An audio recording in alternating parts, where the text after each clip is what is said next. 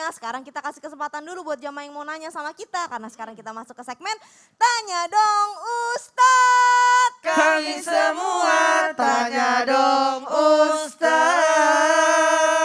Masya Allah, yang pertama nih Ustadz Maulana. Iya.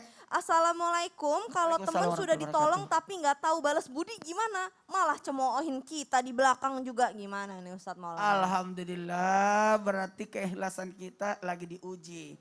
Jadi kalau ada teman menyikapi yang tidak tahu balas budi, itu tetap kita berbuat baik padanya. Sekali lagi, kita tetap berbuat baik padanya, bahkan kita berbuat ihsan, membalas keburukan dengan kebaikan. Bahkan kalau perlu gini, cukup tahu aja, kita pahami aja. Karena jangan juga, tadi bagus banget pertanyaannya, mengantarkan kita buat ikhlas. Ketika kita membantu orang, kalaupun dia tidak membalas, berarti nilai keikhlasan kita dijaga oleh Allah. Karena memang kalau kita memberi, jangan mengharap dibalas deh. Sekali lagi, jangan mengharap untuk dibalas. Kenapa? Ketika kita memberi untuk mengharap balasan, berarti kita lebih hina lagi. Harusnya nggak usah minta dibalas. Nanti Allah yang balas saja. Aduh, emang ilmu kebaikan sama ilmu ikhlas tuh rasanya kayak gitu ya. Ini pertanyaannya bagus banget Masya Allah dari Suhartini 190. Jazakallah khair Ustadz Maulana. Berikutnya pertanyaan dari Instagram dari @isnidail. Assalamualaikum warahmatullahi wabarakatuh. Afwan Ustadz, izin bertanya. Saya punya teman dulu sangat dekat namun sekarang saya lebih pilih menjauhinya karena saya sering merasa sakit hati dengan perkataan dan perilakunya yang selalu menganggap dirinya paling benar dan pintar dalam segala hal. Padahal saya udah menganggapnya seperti sahabat bahkan saudara bagi saya.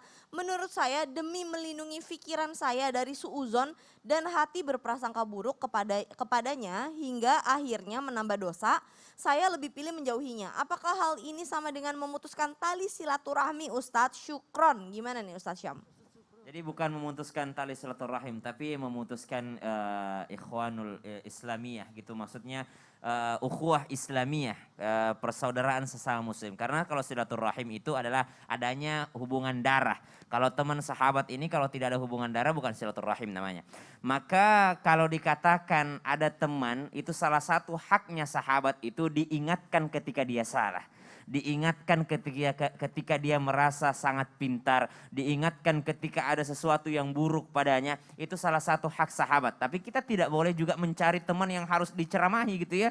Misal nih, saya berteman dengan orang buruk Ustadz, kenapa? Karena saya mau mendakwahinya. Wah jangan sampai, kenapa? Karena bisa saja kita yang terseret. Tapi kalau kita terlanjur sahabatan, kita tadi katanya udah dianggap saudara, lalu teman kita menyimpang maka diluruskan. Teman kita salah maka dibenarkan. Teman kita lupa maka diingatkan, bukan malah dijauhi. Itu pun kalau kita kuat, tapi kalau nggak kuat ya cari amannya saja, boleh-boleh saja, tapi jangan sampai menimbulkan permusuhan. Wallahu ta'ala. Boleh, tapi jangan sampai menimbulkan permusuhan. Betul. Itu yang perlu garis bawain. Dan negurnya juga harus dengan cara sahabat, sebagai sahabat. Bagaimana siapa yang mau menegurnya kalau bukan sahabatnya? Jangan depan banyak orang. Betul. Baik, jazakallah khair Ustadz Syam, Masya Allah tabarakallah. Nah Ustadz Syam, benar nggak dulu katanya ada kisah Rasulullah yang sempat dikhianati dengan orang-orang Urainah yang dirangkulnya, seperti apa dan bagaimana baginda Rasul merespon ketika beliau dikhianati Ustadz Syam? Jadi bukan hanya kita sebagai orang biasa, seperti Rasulullah SAW yang tidak mempunyai kekurangan sama sekali akhlaknya, itu pernah dikhianati ketika Rasulullah menolongnya. Jadi ceritanya setelah yang satu ini. Setelah yang satu ini, ya udah didengerin, ya udahlah kalau begitu jamaah jangan kemana-mana, tetap di Islam itu Indah jamaah. Yeah.